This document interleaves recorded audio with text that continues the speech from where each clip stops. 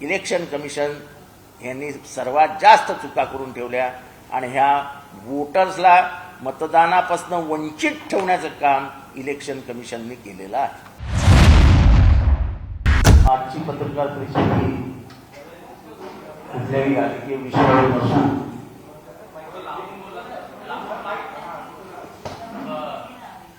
आजची पत्रकार परिषद ही कुठल्याही राजकीय विषयावर नसून इलेक्शन कमिशननी किती निष्काळजीपणाने महाराष्ट्रातली निवडणूक हाताळली याच्यावरती प्रकाश टाकणारी आहे.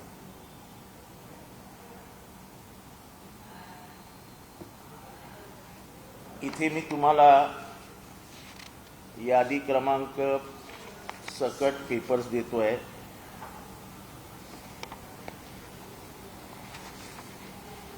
जवळजवळ 4000 नावं 1015, 1475, 931 आणि 1033 म्हणजे जवळजवळ 5000 नावं ही एका सिंगल पत्त्यावर आली होती. रशीद कंपाऊंड ही कशी माणसं शोधायची आणि कोणी शोधायची? खरं वोटिंग स्लिप देण्याचं काम हे निवडणूक आयोगाने स्वतःकडे घेतलं होतं. काही वर्षापूर्वी निवडणूक आयोगाच्या 20%ही चिठ्ठ्या पोचल्या नाहीत घरात. 6000 माणसांची यादी तुम्ही डायरेक्ट प्रिंट करता आणि त्याच्यावरती रशीद कंपाऊंड टाकून ठेवता. हे रशीद कंपाऊंड मध्ये राहणारी 6000 माणसं कोणी शोधायची? ह्यांचे पत्ते कसे मिळणार नावावरनं?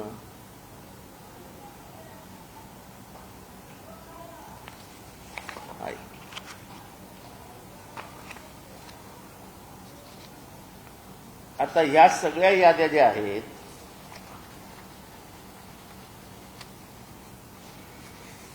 हे उदाहरणादाखल आणल्यात, अशा अनेक याद्या आहेत. या सगळ्या याद्या या 1500, 1400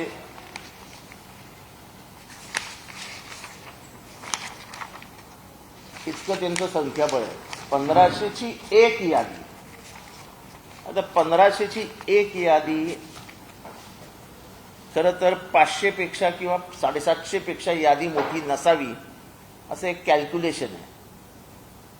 कारण तरच माणसं शोधता येतात. एका रूममध्ये ते बसू शकतात, एका मशीनवर ऍडजस्ट होऊ शकतात.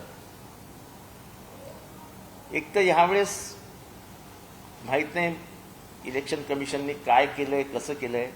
आता ही 1500 माणसं समजा याच्यातली 70% किंवा 60% वोटिंगला उतरली तर किती झाले? 900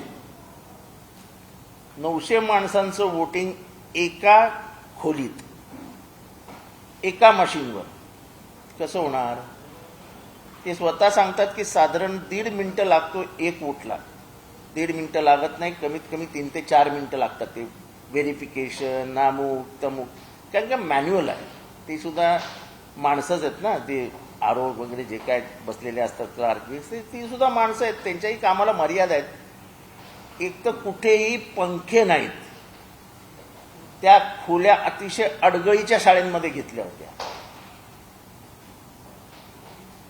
आता 1500 आणि एक मशीन. खरं पूर्वी कसं असायचं, 1500ची असेल तर 750 ते 2 भाग करायचे, अ आणि ब, आणि 2 मशीन्स ठेवायचे. यावेळेस सगळीकडे एकच मशीन. त्यामुळे मतदान पूर्णच होऊ शकलं नाही. मतदान करायला लोकांना 4-4 तास लागले. एवढ्या उन्हामध्ये 4 तास उभं राहणं हे मानवाला शक्य नाही. आमच्या इथे कमीत कमी 10 ते 12 लोक लाईनीतच बेशुद्ध पडली. मग त्यांना हॉस्पिटलला घेऊन जाणं, त्यांना हॉस्पिटलायझेशन करणं, हे मी फक्त कळवा मुंब्रा 149 या मतदारसंघाबद्दल बोलतो आहे. आणि असे प्रकार सगळीकडे झाले. पण मी हा अभ्यास करून हे सगळं बाहेर काढलंय. आता 1500ची यादी करणारा महाभाग कोण, हा शहाणा कोण? त्यात निवडणूक आयोगाने तपासावं ना की 1500ची यादी तुम्ही बनवलीच कशी. बरं, दुसरी गोष्ट तुमच्या नजरेस आणून देतो की एक बिल्डिंग आहे. आता एक बिल्डिंग ही ह्याचे वोटिंग केंद्र एकावरच पाहिजे, एका शाळेवर. तर एका बिल्डिंगचे समजा 10 फॅमिलीज असतील, तर फॅमिलीचे 5 वोट असतील, तर 5 वोट 5 वेगवेगळ्या शाळेत. म्हणजे याचा अर्थ तुम्ही काही लक्षच दिलेलं नाही आहे. म्हणजे आईचं वोट ए मध्ये, वडिलांचं वोट बी मध्ये, पोरीचं वोट सी मध्ये, पोराचं वोट डी मध्ये. अरे एक घरातली 4 माणसं वोटिंगला निघाली, रिक्षात बसली, शाळेत गेली, वोटिंग करून घरी आली. इतका साधा हिशोब असतो हा.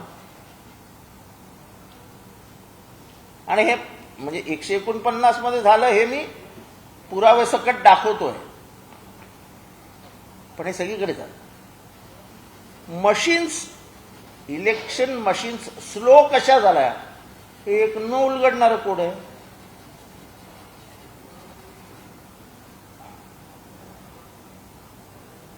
इलेक्शन मशीन्स जाणून बुजून स्लो केले गेले होत्या असं आमचं स्पष्ट मत आहे. त्यामुळे लोक कंटाळली. आता एवढ्या वेळ 5-5 तास लाईनीत उभं राहणं या उन्हात, त्या शाळेच्या आवारात जिथे प्रचंड ऊन, हवा नाही, वरती त्या शाळा असल्यामुळे त्यांच्यावरती पत्र्याचे शेड्स, तो पत्रा गरम होतोय, तिथेच सगळी लोक उभी आहेत. त्यामुळे सफोकेशनमुळे 12 लोक बेशुद्ध पडले आणि गेले हॉस्पिटलमध्ये. याची जबाबदारी कोण घेणार?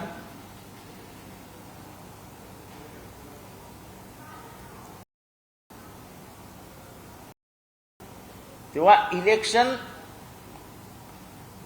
काम सांभाळणारी यंत्रणा जी आहे, इलेक्शन कमिशन ऑफ इंडिया, यांनी महाराष्ट्रातलं मतदान कमी व्हावं याच्यासाठी जाणून बुजून प्रयत्न केलेले आहेत. आणि हे त्याचे पुरावे, 2 पुरावे दिले. 1500च्या याद्या, अगदी 1500ला 2 मिनिटं जरी धरली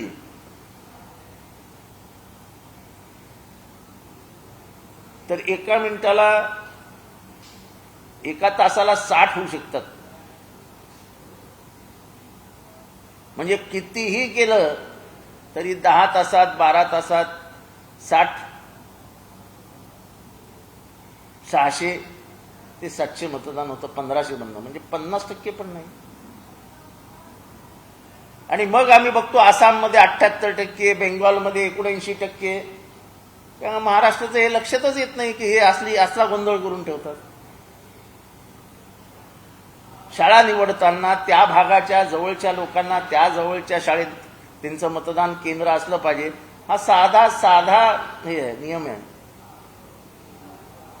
असाही नियम आहे की election commission has to see the comfort of the voters. कुठेही पाणी नव्हतं प्यायला, कुठेही पंखे लावलेले नव्हते, कार्यकर्ते पाणी आणून देत होते. मग इलेक्शनचं काम काय? इलेक्शन कमिशनचं काम काय? काही ठिकाणी मशीन्स बंद पडल्या होत्या.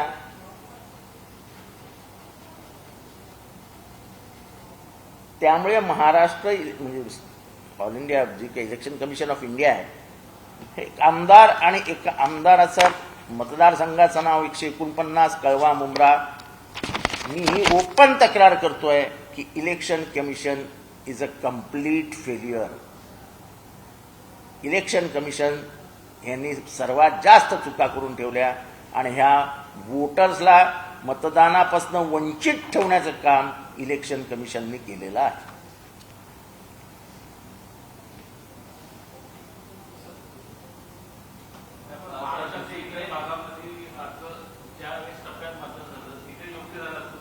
नाही, मी माझ्या मतदारसंघाचं लक्षात आणून देतोय. ज्याचं त्याचं काम आहे आपल्या मतदारसंघात काय झालं हे लोकांसमोर आणणं. हे माझ्या मतदारसंघात आलं, मी लोकांच्या समोर लगेच कालचा दिवस आराम दिला सगळ्यांना आणि आज मी आणलं. हे घ्या, आणि पुराव्यासकट आणलं. आता हे पुरावे आम्ही डायरेक्ट आता संध्याकाळी इलेक्शन कमिशनकडे कंप्लेंट जाणार आहे आमची.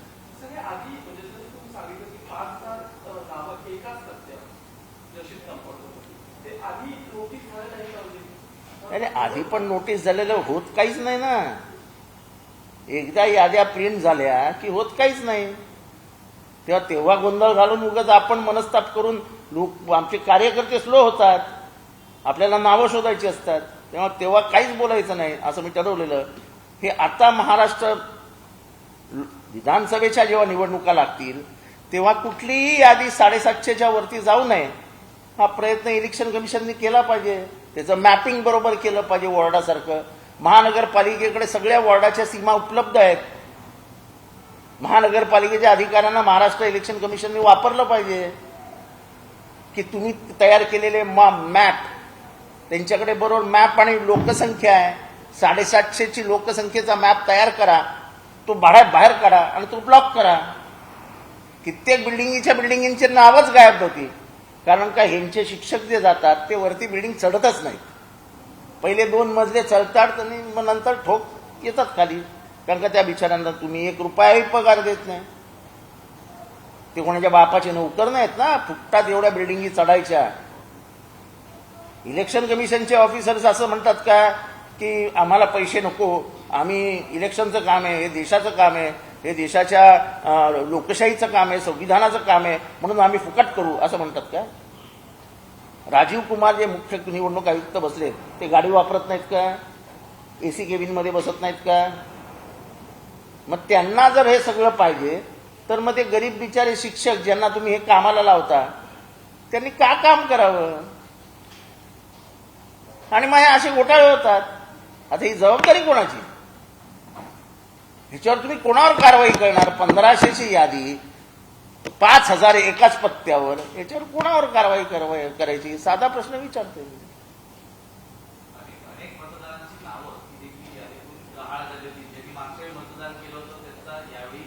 त्याचं कारण असं की ते सांगतात की आम्ही ऍडव्हर्टाईज करतो, तहसीलदार कार्यालयाच्या बाहेर यादी लावतो. ते कधी लावतात, ते कधी काढतात, मी आता माहितीचा अधिकार टाकलाय की या सगळ्या प्रक्रिया आपण करतानाच्या तारखा, आपण जाहीर केलेल्या तारखा आता लोकांना डिलीट मारून टाकलंय. डिलीट मारलं म्हणजे काय केलं तर तुमचा माणूस गेलेला का घरी तपासायला? तरी डिलीट. तो माणूस गेल्यावर बघतो तर माझं नाव डिलीट. अच्छा, मतदार याद्या ह्या सुद्धा अंतिम मतदार याद्या ह्या निवडणुकीच्या 20 तारखेच्या असतील तर 12-13 तारखेला आल्या. खरं मतदार याद्या हे ज्या दिवशी निवडणूक जाहीर होईल त्याच दिवशी तुम्ही तुम्हाला जर सप्लिमेंटरी याद्या काढायच्या असतील तर त्याच्यानंतर काढा ना, ते वेगळ्या याद्या करा. त्या सप्लिमेंटरी मेन यादी सगळ्या एकात एक घालून देतात वाटून, तर गोंधळ होतो. जर तुम्ही आम्हाला मतदार यादी मतदान ज्या दिवशी म्हणजे निवडणुकी ज्या दिवशी घोषित होईल त्या दिवशी दिली तर आम्हाला त्याचे हिस्से पाडता येतील, ते पत्ते शोधायला सुरुवात करता येईल आणि त्याच्यातनं आम्हाला पॉझिटिव्ह रिझल्ट मिळेल. 10 दिवसात तुम्हाला आम्ही सांगू शकतो की तुम्ही एवढे नावं गहाळ आहेत. गहाळ होतातच कशी नावं? डिजिटल इंडिया म्हणायचं आणि नावं वाचलेल्या मतदारांची नावं गहाळ होतात. मी तुम्हाला अजून 2 उदाहरणं देईल की बिल्डिंग मागच्या वर्षी वोटिंगला होती, आज ही बिल्डिंगच गायब झाली. बिल्डिंग कशी गायब होते? याचा अर्थ तुमचे जे कोणी बघायला गेले होते त्यांनी बघितलंच नाही. शाळा निवडताना ती कुठल्या गल्लीत आहे का, तिथे जाण्याचा येण्याचा मार्ग वेगळा बरोबर आहे का, खोलीच्या बाहेर हवा आहे का, काहीच बघितलं गेलं नाही. त्यामुळे या वर्षीची निवडणुकीला मतदारांना प्रचंड त्रास झाला आहे. आणि ही माझीच नाही, सर्वत्र कंप्लेंट आहे. पण हे मी फक्त महाराष्ट्राच्या नजरेसमोर आणतोय की हे बघा यांनी काय करून ठेवलं.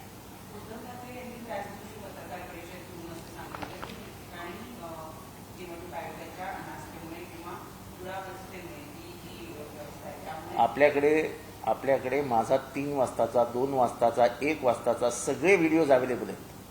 माझा प्रश्न असा आहे की त्या पत्रकार परिषदेनंतर देवेंद्र फडणवीस असतील किंवा नेत्यांनी असं पराभव दिसतो आहे. पराभवाचा प्रश्न नाही हो, ही अकार्यक्षमता आहे. हा कुठल्या राजकीय पक्षावर आरोप नाही आहे. निवडणूक आयोग हे कुठल्या राजकीय पक्षाचं प्रतिनिधित्व करत नसतात. त्यांची बाजू घेऊन तुम्ही उलटे त्यांच्यावरती छाप मारतात की ते बीजेपीचे आहेत. हे मी दाखवते कोणाचं काम आहे? बीजेपीचं काम नाही आहे. हे निवडणूक आयोग, तहसीलदार हे सगळे मिळून एकत्र मिळून सगळे कामं करत असतात. त्याच्यात कुठलाही राजकीय हस्तक्षेप नसतो.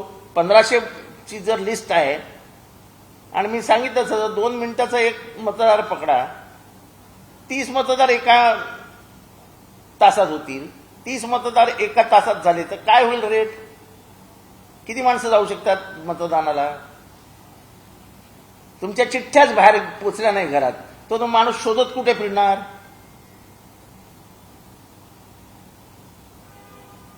म्हणजे 4-4 किलोमीटर अंतरावरती तुम्ही जर वोटिंग त्यांचं बूथ ठेवलं की तुम्ही वोटिंगला 4 किलोमीटरवर जा, कसं जाणार माणूस? तुम्ही काय रिक्षाचे पैसे देता?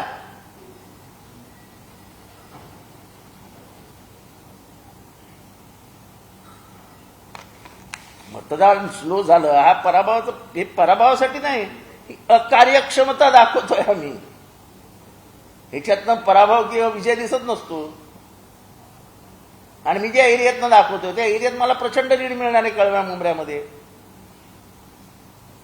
मी त्या लीडच्या भानगडीत नाही बोलतोय, मी हे सगळीकडे झालं हे का झालं याची चौकशी झाली पाहिजे ना. मशीन स्लो कशा झाल्या? एवढे वर्ष आम्ही तक्रार केली नाही का? असं कधी घडलेलंच दिसत नव्हतं. 1500ची यादी पुरावा आहे ना, हा पहिलं पान आहे बघा. 1475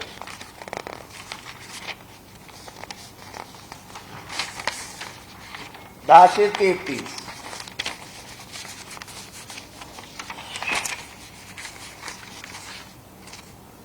1533 1473 1457 1522 यादी नंबर देतो. अजून काय देणार पुरावे? हे सगळे पुरावे काढून घेऊन आलोय. मतदार यादी 2024 S13 महाराष्ट्र हे बघा. अजून काय पुरावे देऊ? त्यामुळे अकार्यक्षम इलेक्शन कमिशन ऑफ इंडिया यांच्यामुळे महाराष्ट्रातलं मतदान कमी होतं. आम्हाला लाज वाटते की अतिशय दुर्गम भागात आसाममध्ये 78% मतदान होतं, झारखंडमध्ये 72-74% मतदान होतं, बेंगॉलमध्ये 75-80% मतदान होतं आणि आम्ही 40च्या पुढे जातच नाही. 40, 42, 43, 44, 45, 52, 54 बस इथेच अडकतो. मतदान सुटसुटीत सरळ झालं, चिठ्ठी वेळेत मिळाली तर तेवढा माणूस तयार होतो. तो नाव शोधायलाच त्याची धावपळ असते. मेरा नाम किधर है, मेरा नाम किधर है, मेरा नाम किधर है.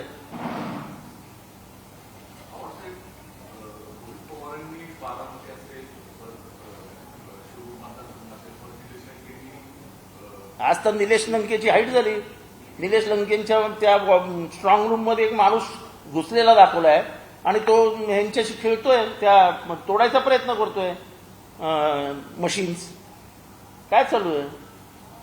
कुठे लाईटच जात आहेत, कुठे कॅमेरेच बंद पडत आहेत, कुठे स्क्रीनच दिसत नाहीये आणि नेमके ते जिंकणारे मतदारसंघ आहेत त्याच्यातच हे सगळं घडतंय.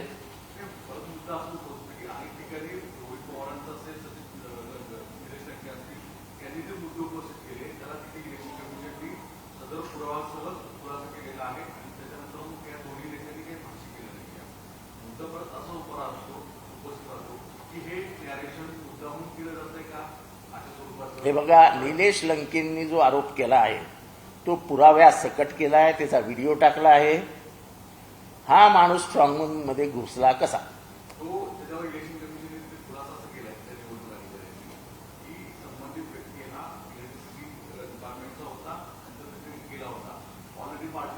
असं आहे की तुम्हाला कुठलाही माणूस पाठवायचा असेल आतमध्ये तर तुम्ही संबंधित पक्षाच्या प्रतिनिधींना कळवायचं असतं, त्यांना सांगायचं असतं की हा माणूस आतमध्ये जाणार आहे.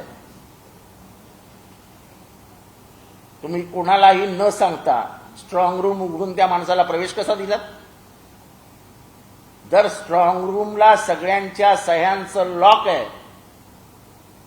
तर याचा अर्थ तुम्ही स्ट्रॉंग रूमचं सह्यांचं लॉक तोडलं. मग सह्यांचं लॉक तोडताना तुम्हाला ज्यांनी ज्यांनी सह्या केल्या आहेत त्यांना समोर का नाही उभं ठेवलं? नंतर लॉक करताना परत त्याच सह्यांच्या माणसांना बोलून परत सह्या का नाही घेतल्या? निवडणूक आयोग स्वतः सस्पिशनचं वातावरण तयार करतं, संशयास्पद वातावरण तयार करतं आणि नंतर मग हेराफेरी फेरफार करण्याचा प्रयत्न करतं. टक्केवारीच्या बाबतीत तेच झालं. 17C फॉर्म सगळ्यांच्या हातात असताना वेगवेगळी अंकगणी म्हणजे अंक आले, वेगवेगळे पर्सेंटेज आले. हे कसं काय शक्य आहे? 5 तासामध्ये सगळ्या पेट्या जमा केल्यानंतर 17C फॉर्म सगळ्या प्रतिनिधींकडे असतो, निवडणूक प्रतिनिधींकडे. त्यांची टोटल मार्कच्या बाहेर जाऊच शकत नाही तुम्ही. आणि 17C फॉर्म आरोकडे असतोच असतो.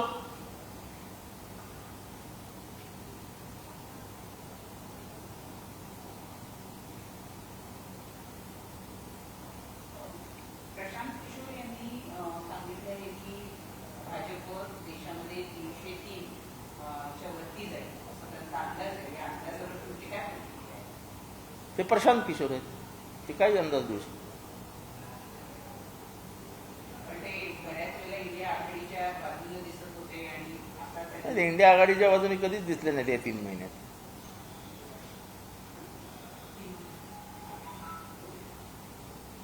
ते महिन्याला रंग बदलतात, त्याच्यामुळे. एक दुसरा मुद्दा आहे की पुण्यामध्ये जे हिट अँड ड्राईव्ह केस झालेली आहे त्यामध्ये काही राजकीय लोकांनी असं केलं म्हणून बिल्डरच्या मुलाला वाचवायच्या प्रयत्नाला आधी सांगितलं की कलम 304 लावले, नंतर सांगितलं 304 कलम नव्हतं.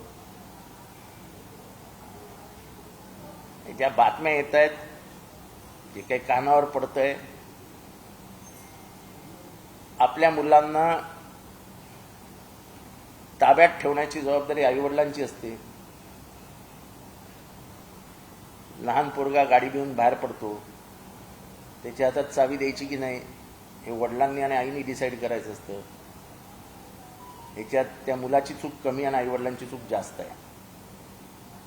आपला पोरगा किती वाजता घरात आला पाहिजे, कुठल्या स्थितीत ते आहे हे बघण्याचं काम आईचं असतं. त्याच्यामुळे त्याच्याबरोबर जी पोरं पार्टी करत होती त्यांच्या वडिलांनी पश्चाताप करून घ्यावा. मला कोणाचं नाव नाही घ्यायचं. राहुल गांधी ने भी ट्वीट किया है. उन्होंने कहा है कि जो ऑटो वाले होते हैं या फिर ट्रक वाले होते हैं उनको काफी ज्यादा सजा मिल जाती है. ये जो नशा है उसको पता नहीं, ऐसा है. और बेल की कंडीशंस ऐसी थी कि ऐसे लिखना था और ट्रैफिक पुलिस को असिस्ट करना था, प्रेजेंटेशन देने थे. बेल कंडीशंस काफी लीनियंट थी. नहीं, ऐसा है कि एखादा ट्रक वाले के एक्सीडेंट जो होते हैं, ट्रक वाले की कोई गलती नहीं होती है. हम हाईवे क्रॉस करते हैं, हाईवे क्रॉस करने का अधिकार किसी को नहीं होता. वो बेचारा ट्रक वाला आता है 60 की स्पीड में, वो ब्रेक नहीं मार सकता क्योंकि पीछे उसका बहुत बड़ा बोझ होता है. आदमी मर जाता है. लोग ट्रक वाले को ही मारते हैं. और ये सरकार ने उसकी सजा 10 साल की कर दी है. उसको जामीन मिलाने को अब 3 महीना लगेगा. ये एलिट क्लास को एक न्याय और गरीब को एक न्याय, ये भारत में जो हो रहा है ना वही गलत है.